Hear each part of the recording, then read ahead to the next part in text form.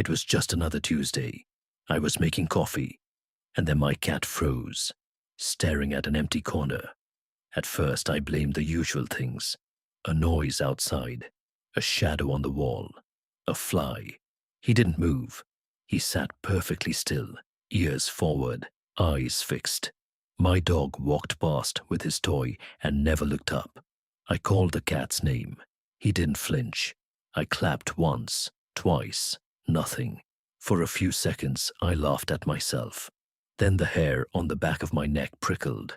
Not fear exactly, more a quiet warning. I stepped closer. The light hit the paint, the same as always. Plain wall, faint scuff near the baseboard. His pupils were narrow. He made a low, alert chirp I'd only ever heard when someone was at the door. I tried everything to break it. I flipped the lamp off and on, turned the TV up, opened the window a crack. He ignored it all.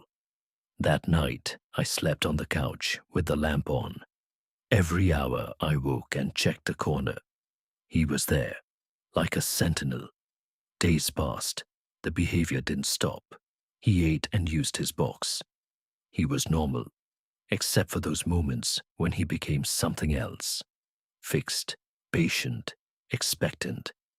I started leaving my phone recording whenever I left.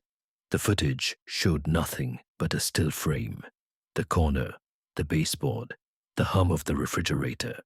No movement, no sound beyond the room's normal noise.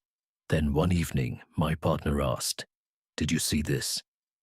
There was a fresh scratch on the paint near the baseboard, a shallow line a few inches long that hadn't been there the day before. We tried to block the corner, a box, a chair, a potted plant.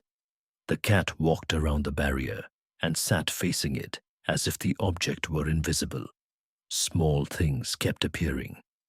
A thin line in the dust on the windowsill, like a tiny footprint. A faint smear on the floor that wiped away but came back. Evidence of something having brushed past. Light traces that cleared when I looked closer. The house felt wrong in a slow way, patient, waiting until we stopped paying attention. One night, I turned the corner to find the cat sitting directly on the mark at the baseboard. He looked at me as if nothing was strange. I crouched and examined the scrape. Tiny grooves, tightly packed, like many small, careful fingers had raked at the paint. I felt my breath catch. He rubbed his head against my hand and for the first time in days, walked away. He ate and curled up like nothing had happened. Relief should have come easily. Instead, I felt a hollow uncertainty. If he could become that watchful and then stop, what decided when it would happen again? The next morning, the corner was clean. No grooves, no dust prints, nothing to show the night's evidence.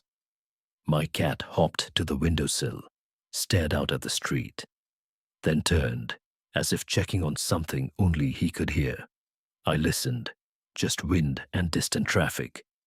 Now I keep the lamp low, and the camera sometimes running. Mostly I watch him.